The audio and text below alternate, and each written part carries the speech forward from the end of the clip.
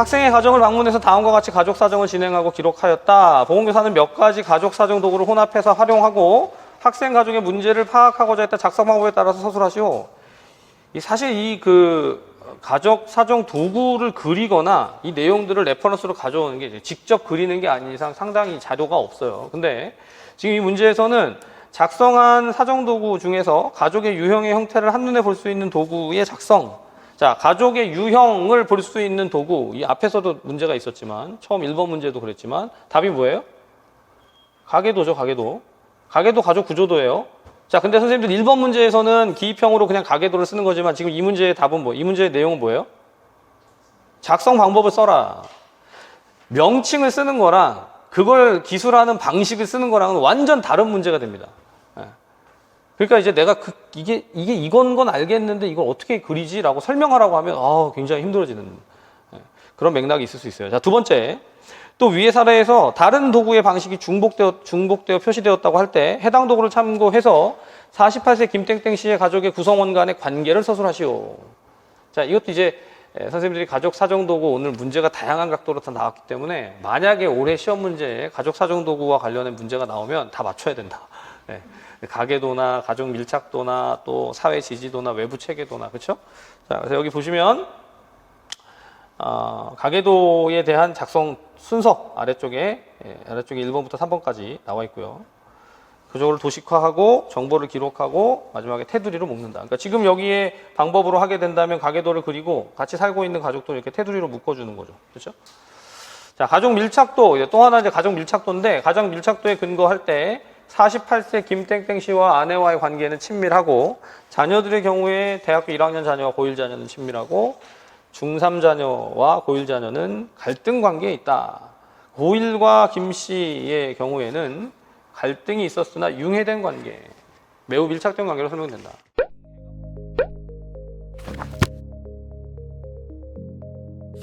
자, 그 다음 3교시 5번 문제. 3교시 5번 문제를 많이 틀리셨죠. 그렇죠? 선생님들이 시험장에서 안 틀리도록 안전하게 제가 예방을 하려다 보니까 안전 문제를 자꾸 내고 있어요. 안전하게. 이러다가 안 나오면 어떡하지? 이런 두려움이 항상 있지만 안전은요. 자, 안전은 문제 안에 그 지문 안에 이미 나오잖아요. 안전 기준을 하니까 수석 교사님이 뭐라고 하죠? 제가 아는 건 그냥 안전 기준이다. 우리 답 쓸 때 이렇게 쓰잖아요. 모르면 안전 기준은 안전 기준이다. 어쩌자는 거지? 이렇게. 자, 그랬더니 이 보건교사 되게 똑똑하신 분인 것 같아요. 제가 알려드릴게요. 이러면서 막 얘기를 하고 나서 그럼 안전문화 활동도 아시는 왜 질문을 하는 걸까? 이런 생각이 들죠. 그랬더니 여기 임용고 시를 공부할 때 봤어요. 이거 중요한 건데 작년에 안 왔지만 올해 시험에 나올 수도 있다고. 그래서 일찍 합격해서 다행인데 갑자기 치고 들어오는 거죠. 학교보건법 12조에 대해서 아느냐. 무슨 배틀하는 것도 아니고. 자, 근데 학교보건법 12조의 내용은 뭐죠? 안전교육에 대한 내용이죠. 그렇죠? 그래서 안전에 대한 관심이 많으니까 그 쟁점들에 대한 거. 자, 근데 선생님들 요 짧은 문제 안에 안전기준, 안전문화 활동, 또 학교보건법 12조, 그리고 여기 이제 요것이 이미 문제로 출제가 됐었던 거예요. 안전관리, 안전교육의 내용에 있어서 안전교육의 내용에 있어서 생활안전교육, 교통안전교육, 폭력예방 및 신변보호교육, 그리고 약물 사이버 중독 예방교육, 재난안전교육, 직업안전교육, 그리고 응급처치교육.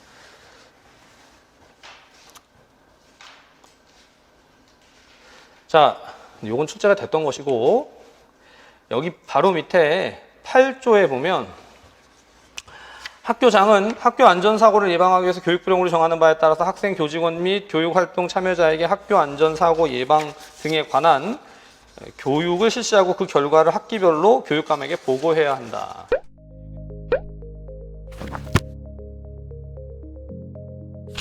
맞아요. 제가 요 문제, 마지막 문제에 환기를 답으로 쓰신 경우가 그렇게 많아요.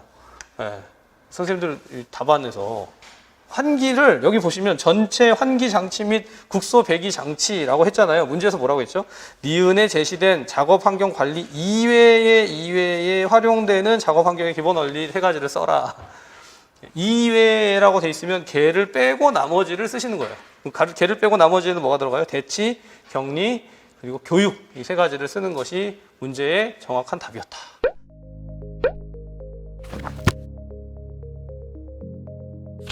자, 첫 번째 2교시 1번 문제.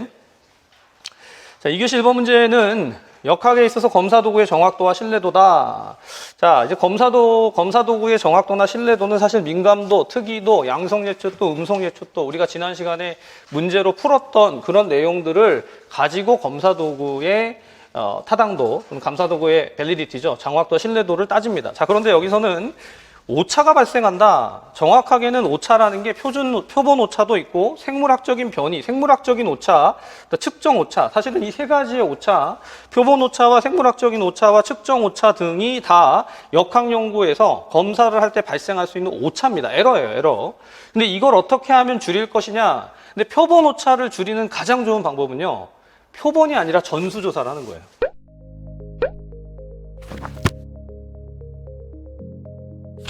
자, 지역사회 역학 지표, 역학 연구에 대한 것인데, 자, 이 부분도 이제 계산 문제를 제가 좀 그만 내려고 하다가 한번 이제 마지막은 아니고요. 네, 이러면 이제 이후에 뭐 8회차하고 파이널에는 계산 문제가 없냐, 그렇진 않을 거예요. 아마 선생님들 임용에서도 분명히 뭔가가 있을 것이다라고 생각이 되는데, 한 번 더 갔는데.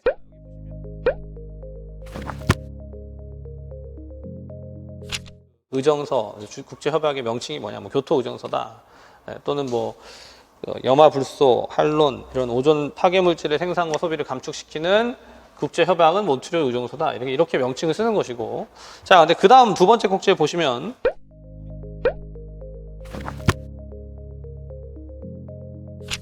제가 2교시 2번 문제를 채점을 하다가, 지금 직강 선생님들 것만 채점을 했지만 채점을 하다가 제가 강의를 잘못했구나 이런 생각이 좀 들었어요. 네, 뭐냐면 여기 이제 조현병 스펙트럼 장애에서의 임상적인 특성인데, 결국 조현병 스펙트럼 장애의 가장 중요한 쟁점 내지는 증상 뭐죠? 망상, 환청, 와해된 언어 뭐 이런 것들로 등장이 되잖아요. 그런데 이제 대표적으로 망상과 환청을 이야기하는데, 자, 여기서 기억에 있는 자신이 타인에 의해서 해를 입게 될 것이라고 믿는 것, 이건 여러분 어렵지 않게 피해망상으로 쓰실 수가 있을 겁니다. 그렇죠? 피해망상. 근데 바로 밑에 니은, 자신의 성적 파트너가 성적으로 부정하다고 믿는 것, 이건 답이 뭐예요? 네, 부정망상 또는 질투망상입니다. 근데 선생님들 대부분 답이 뭐였냐면 색정망상이었어요. 색정망상은 뭐냐면 유명한 누군가가 나를 좋아한다라고 믿는 거예요. 두 개가 좀 다르죠. 이게 부정망상, 색정망상, 사실 이제 용어가 좀 비슷하니까 그게 뭐 성적인 게 나오면 색정망상이다 이렇게 이제 생각을 하신 경우가 있는 것 같아요. 오늘로써 그건 이제 정리를 좀 해가시면 좋겠는데, 부정망상과 질투망상은 거의 같은 것. 또는 부정망상을 일으키게 되는 그 근간에 깔려 있는 게 편집망상이라고 해서 파라노이드하다라고 하죠. 파라노이드. 의심을 한다라는 게 들어있어요. 의심한다. 내 배우자가 바람을 피고 있을 것이다. 그래서 이 부정하다고 믿는다. 그게 이제 그 포인트거든요. 그래서 색정망상은 뭐라고 다시 말씀드리지만, 나는 뭐 걸그룹 누구랑 사귀고 있다 이러면서 괜히 이렇게 막 웃고 있는 거예요. 환자가. 왜 웃고 있어요? 그러면 그냥 좋은 일이 있다고. 뭔지를 얘기를 안 해줘. 근데 이제 진짜 신뢰관계가 좀 생기면 이게 귓속말로 얘기를 해주죠. 제가 누구랑 사귀고 있다고. 그럼 듣는 순간 증상이 심각하구나, 약을 먹어야 되겠구나 이렇게 생각을 하는 거예요. 자, 그렇게 이제 색정망상과 이 부분은 구분을 좀 하시기를 바랍니다. 별거 아닌 것 같지만 막상 이제 그런 게 문제로 나올 때 선생님들 고민 안 하고 아마 쓰셨을 거예요. 당연하지 뭐 이렇게 생각하고 썼을 텐데 그렇게 틀리는 것들이 있을 수 있다. 자, 그 다음에 이제 디귿도 그래요. 디귿 제가 이제 고민을 하면서 문제를 내다가, 이 문제를 내면 여러분 요 부분을 가지고 요 사례들은 사실 여러 그 강론서들마다 비슷하게 이제 반영이 되는데, 문제를 내면 꼭 선생님들 연상의 이완과 뭐가 같이 나오냐면 사고의 비약이 같이 나와요. 답안을 채점하다 보면 요 두 개가 항상 나와. 그래서 문제에다가 뭐라고 써놨죠? 사고의 비약과 유사함. 그러면 이건 쓰지 말라는 얘기잖아. 근데 사고의 비약을 쓰시면 안 됩니다. 그렇죠?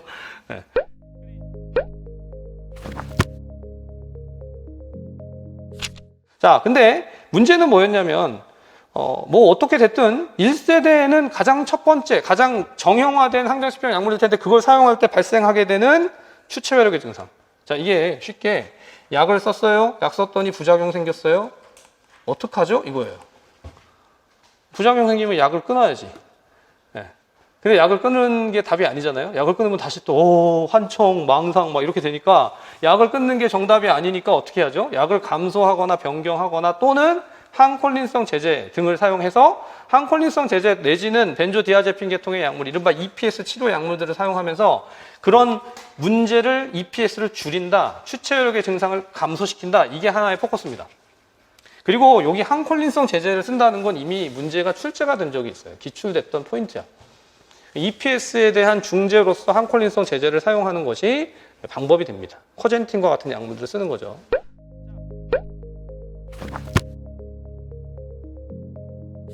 자, 사회기술 훈련은 뭐예요? 사회기술을 학습하도록 한다. 자, 사회기술을 학습한다라는 건 결국 그 어떤 스킬들을 배우도록 하는 거냐. 사회에서 살아가는 이른바 의사소통이나 상호작용이나 직접 일을 할 수 있도록. 이게 보통 정신간호에서 만성 정신질환에 있어서 제일 중요한 문제가 대상자가 질환을 겪어서 여러 가지 정신적인 증상들이 계속해서 잔재할 때 많은 부분들에 있어서 인터액션이 잘 안 돼요. 이 감정 자체도 좀 제한되고 그러다 보니까 자, 그것을 기술하는 것이 사회기술 훈련이고, 자, 여기서의 지도 원리, 여기서의 획득의 원리는 지도, 시범, 연습, 피드백, 이렇게 지도, 시범, 연습, 피드백의 그 원리를 가지고 진행을 한다.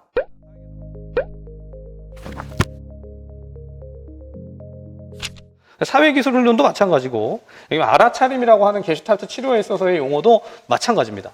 자, 그런 것들을 가지고 지금 문제를 드렸던 건데, 왜 그러냐면 여기 보세요. 기존의 모델링, 형성화 다 시험에 나왔던 거예요. 네.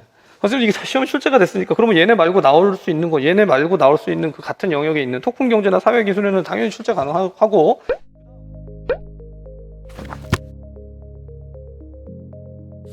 다음 사례를 읽고 작성 방법에 따라 서술하시오. 자, 보시다시피 이제 이 사례에 가장 적절한 진단을 추정하시오. 선생님들 분명히 진단을 묻는 문제가 있을 것이다. 제가 이렇게 가끔 이제까지 기출됐던 거를 그냥 이렇게 읽어볼 때가 있어요.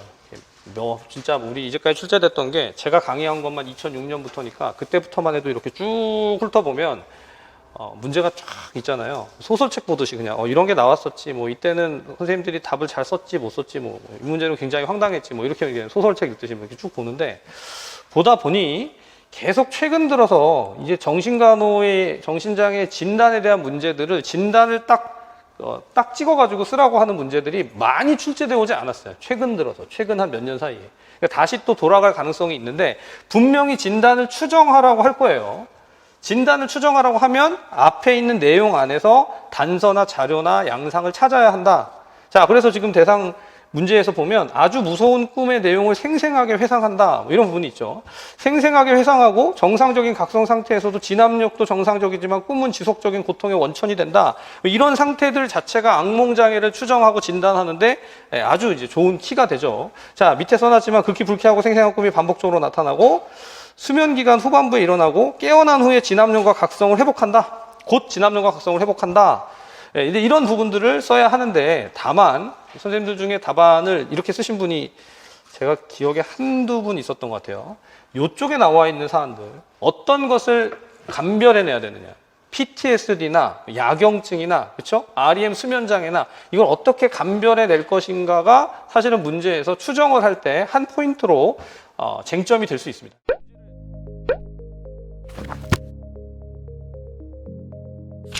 정신장애, 수면장애, 기면증, 또 약물치료, 이런 초점들인데, 자, 일단 문제에서 기억과 니은을 고려할 때 DSM-5의 진단을 추정할 것.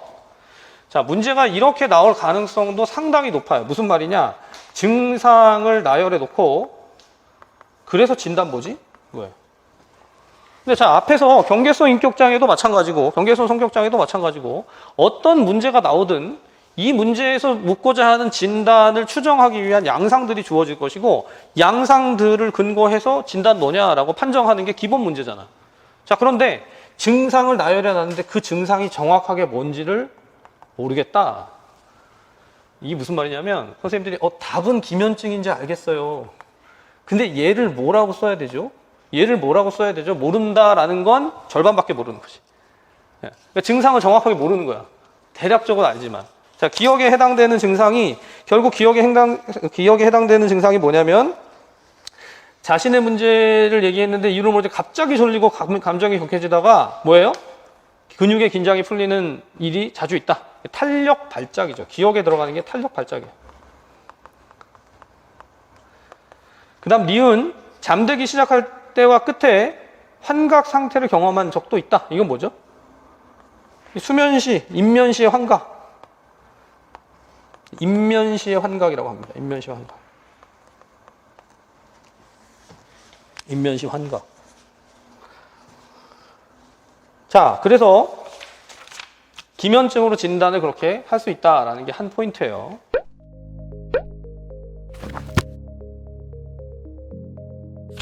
스트레스로 인해서 신체적이거나 정신적인 질환이 유발됐다면 그러면 어떻게 해결해야 되느냐? 스트레스를 제거한다.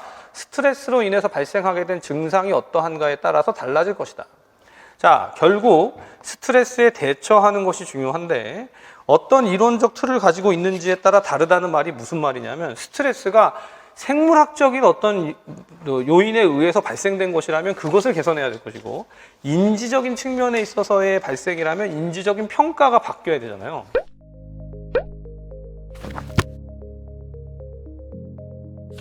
그 구조에서 어떤 활동과 산출이 이루어졌다라고 할 때 사실 활동이나 산출이나 그 자체가 두 가지가 완전히 분리되지는 않을 수 있어요. 그 앞에 투입된 예산과 인력을 근거로 해서 교육이 이루어졌다. 교육이 이루어진 것 자체 어떤 방식으로 이루어졌는지, 그래서 교육을 받은 사람이 몇 명인지, 홍보를 몇 건 했는지 이런 것들이 산출이라는 내용 안에 보통 들어가죠. 그래서 이 두 가지를 생각해 보면 산출이면 결과가 아닌가라고 생각할 수 있지만 여기 나와 있는 활동과 산출을 합쳐서 이것은 논리 모형에서 과정평가로 보는 것이 타당합니다.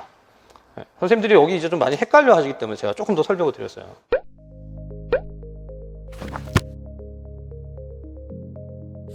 자, 그 다음에 두 번째. 여기 보시면 워커의 폭력주기 이론과 관련해서 A, B 교사의 대화 중에 폭력주기 이론과 관련하여 오류가 있다. 자, 여기 보니까 그 문제 저도 봤네요. 긴장 형성기가 중재할 수 있는 최적의 단계인 거죠. 그 문제 틀리신 분들끼리 얘기를 하니까 이렇게 틀린 얘기를 하고 있잖아요. 네, 근데 우리 선생님들은 다 맞추셨더라고요. 제가 보니까 한 분도 안 틀린 것 같아요. 직강 선생님들 다 맞췄어요. 답 안 쓰신 분은 못 봤던 것 같은데 2단계에서 3단계까지 폭발해서 밀월 단계, 그렇죠? 회유 단계, 여기서 중재의 최적기다, 그런 내용들을 쓰시면 되고,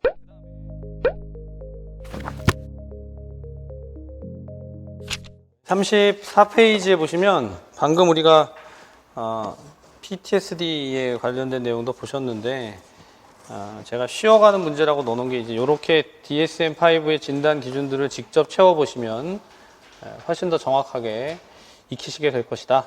그렇게 한번 해보시면 좋겠습니다.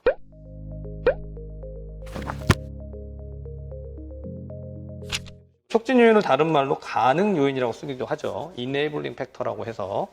자, 이 부분은 반드시 좀 잘 알아두시고.